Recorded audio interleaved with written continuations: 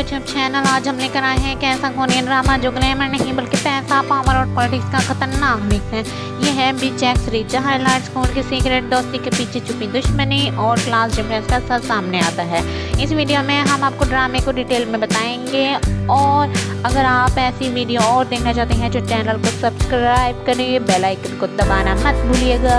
इन store में खड़ी ये सोच रही होती है कि मैं जितनी भी मेहनत कर लूँ, जितना भी काम कर लूँ, मेरे जीने का फायदा नहीं। सारे लोग छंगनम हाई स्कूल को बंद करने के लिए स्कूल के सामने एहतजाज कर रहे होते हैं। इतने में वहाँ से एक गाड़ी गुजरती है। वो लोग उन सब लोगों को देखकर ये कहते हैं कि ये लोग इस सब जेलसी में कर रहे हैं। अगर उनके बच्चे भी इस स्कूल में पढ़ रहे होते तो वो ऐसा कभी ना करते।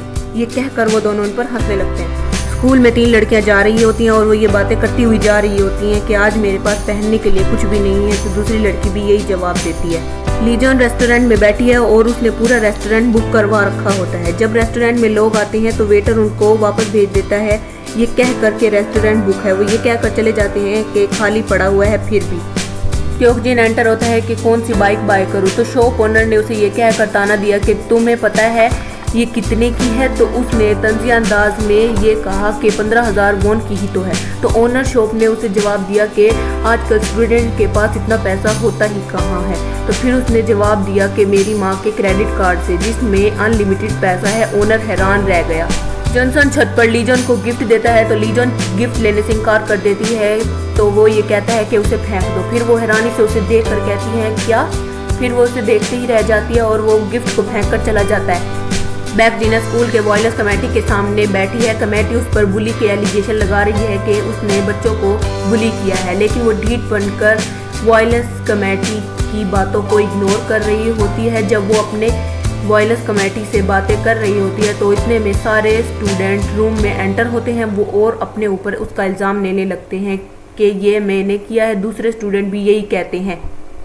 बैक जीना वॉयलेंस कमेटी को लैपटॉप की ऑफर करती है और कहती है कि मैं रॉयल हूँ। जिस कंपनी का आप लैपटॉप यूज़ कर रहे हैं वो मेरी, अगर कहूँ तो नया मॉडल अपडेट कर दूँ।